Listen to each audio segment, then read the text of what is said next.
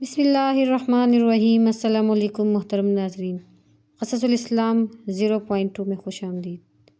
ناظرین، آج ہم آپ کو تاریخ کی ایک ایسی شخصیت سے متعارف کروانے جا رہے ہیں جس نے نہ صرف اسلامی تاریخ میں بلکہ دنیا کے فاتحین کی فہرست میں اپنا نام سنہری حروف میں لکھوا لیا۔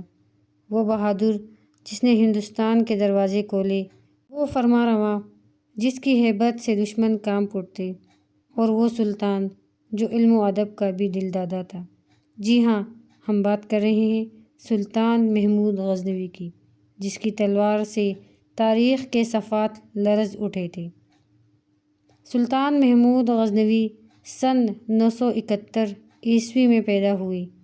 ان کا اصل نام یامین الدولہ ابو القاسم محمود بن سبکتگین تھا۔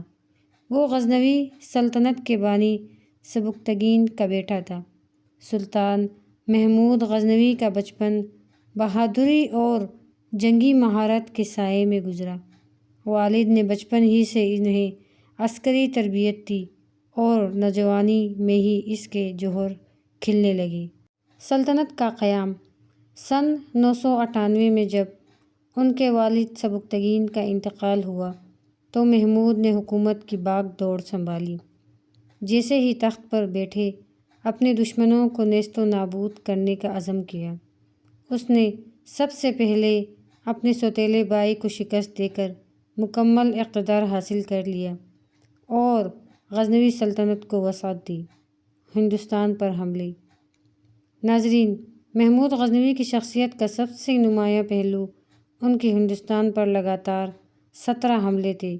1001 عیسوی میں انہوں نے پہلی مرتبہ ہندوستان پر حملہ کیا اور راجہ جے پال کو شکست دے کر پشاور پر قبضہ کر لیا۔ اس کے بعد محمود نے ملتان، لاہور، قنوج اور گجرات تک اپنی فتوحات کا جھنڈا گاڑ دیا۔ سومنات کی فتح۔ لیکن محمود غزنوی کی سب سے مشہور فتح سومنات کے مندر پر حملہ تھی۔ 1025 عیسوی میں اس نے گجرات میں سومنات کے عظیم مندر پر حملہ کیا، جہاں لاکھوں ہندو زائرین روزانہ عبادت کے لیے آتے تھے۔ یہ مندر بے پناہ دولت کا مرکز تھا۔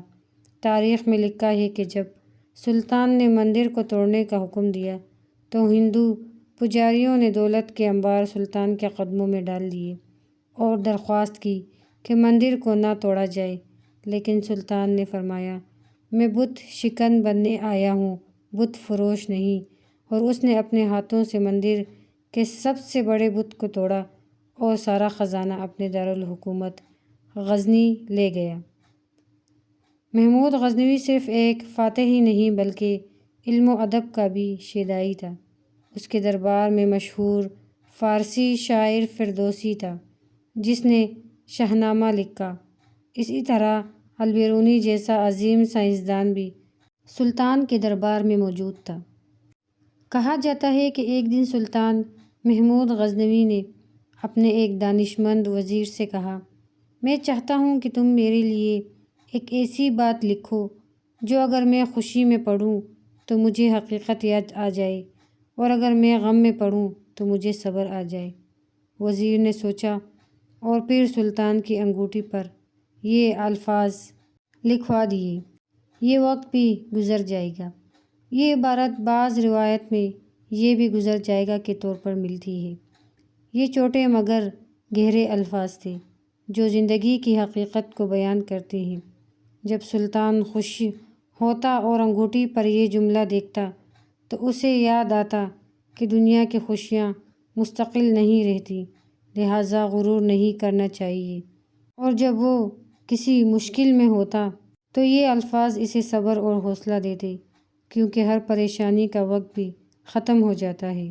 سلطان محمود غزنوی کی زندگی میں بہت سے حیرت انگیز اور سبق آموز کہانیاں ہیں، جن میں ایک یہ ہے سلطان محمود اور غلام ایاز کی وفاداری۔ ایک دن سلطان محمود غزنوی کے دربار میں ایک خاص تقریب ہو رہی تھی۔ تمام درباری وزراء اور مشیر موجود تھے۔ اچانک سلطان کی نظر اپنے ایک وفادار غلام ایاز پر پڑی۔ جسے وہ بہت پسند کرتا تھا۔ دربار کے کچھ لوگ اس بات سے حسد کرتے تھے کہ سلطان ایک غلام کو اتنی عزت دیتا ہے۔ سلطان نے دربار میں سب کے سامنے ایک آزمائش لی۔ اس نے ایک قیمتی ہیرے کا ٹکڑا سب کو دیا اور کہا، اسے توڑو۔ سب نے اسے دیکھ کر کہا کہ یہ تو بہت قیمتی ہے، ہم اسے کیسے توڑ سکتے ہیں؟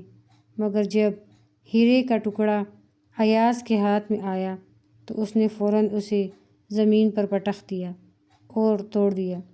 سلطان مسکرایا اور پوچھا، تم نے اسے کیوں توڑ دیا؟ ایاز نے عاجزی سے جواب دیا، میرے لیے یہ پتھر قیمتی نہیں بلکہ آپ کا حکم قیمتی ہے۔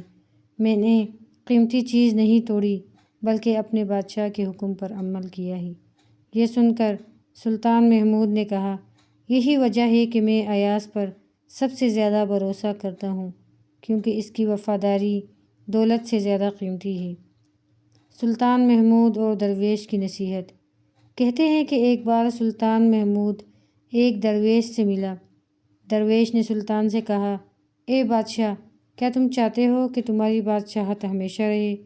سلطان نے حیرت سے پوچھا، یہ کیسے ممکن ہے؟ درویش نے جواب دیا، اگر تم چاہتے ہو کہ لوگ تمہیں ہمیشہ یاد رکھیں تو انصاف کرو، رعایا کے دل میں گھر بناؤ اور اللہ کے خوف میں زندگی گزارو۔ تخت و تاج ہمیشہ نہیں رہتے مگر نیک نامی ہمیشہ زندہ رہتی ہے۔ یہ سن کر سلطان محمود کی آنکھوں میں آنسو آ گئے اور اس نے اپنے درباریوں سے کہا، میں چاہتا ہوں کہ میرا نام تاریخ میں صرف ایک منصف بادشاہ کے طور پر لکھا جائے، نہ کہ ایک فاتح کے طور پر۔